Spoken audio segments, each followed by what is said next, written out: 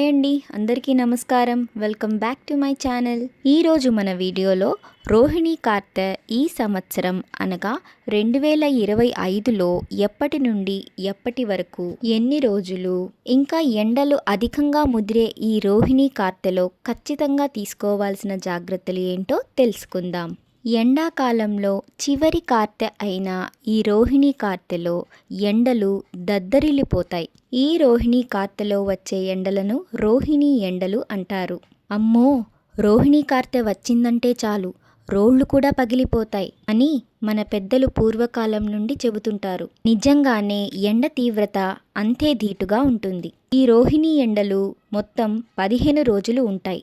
ప్రతి సంవత్సరం మే నెల 3వ వారంలో వస్తుంది. కానీ ఈసారి అనగా 2025వ సంవత్సరంలో రోహిణీ కార్తె మే నెల 25వ తేదీ ఉదయం 8:46 మొదలై జూన్ 8వ తేదీ ఉదయం 6:41 ముగియనుంది. మొత్తం 15 రోజులు. ఈ రోహిణీ ఎండలు మొత్తం 15 రోజులు ఉండగా మొత్తం ఎండాకాలంలోనే అధికంగా వేడిగాలులు, ఉష్ణోగ్రతలతో ఈ రోహిణీ ఎండలు ఉక్కిరిబిక్కిరి చేసేస్తాయి.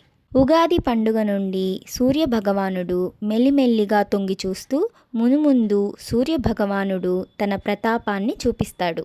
ఈ 15 రోజులు ఖచ్చితంగా జాగ్రత్తలు పాటించాల్సిందే. పిల్లల నుండి పెద్దల వరకు తీసుకోవాల్సిన మొదటి జాగ్రత్త, అవసరమైతే కానీ ఇళ్ల నుండి బయటికి రాకుండా ఉండడం. ఒకవేళ పని పడితే మన జాగ్రత్తల్లో మనము వెళ్ళడం. చేతిలో వాటర్ బాటిల్, తలకి క్యాప్ లేదా గొడుగు, కళ్ళకి సన్ గ్లాసెస్ ధరించడం. ఇక రెండవది, మన బాడీని డీహైడ్రేట్ కానివ్వకుండా చూసుకోవడం. అంటే సహజంగానే ఎండాకాలంలో మనకి భోజనాలు సగించవు. అందుకోసమే పానీయాలు ఎక్కువ సేవించాలి. అంటే జ్యూసెస్, మజ్జిగ, ఇంకా రాగి అంబలి, టెంకాయ నీళ్లు, పండ్లు, ఇలా మన బాడీని హైడ్రేట్ చేసుకోవాలి. పసిపిల్లలు, వృద్ధులు ఇంకాస్త జాగ్రత్తగా ఉంటే ఇంకా మంచిది. ఇంకా మనకు వీలైనంత సాయం మన ఇంటి ముందు కానీ మన ఇంటి పక్కన మూగజీవాలకు, పక్షులకు నీరు అందుబాటులో ఉంచడం కూడా ఒక మంచి విషయమే.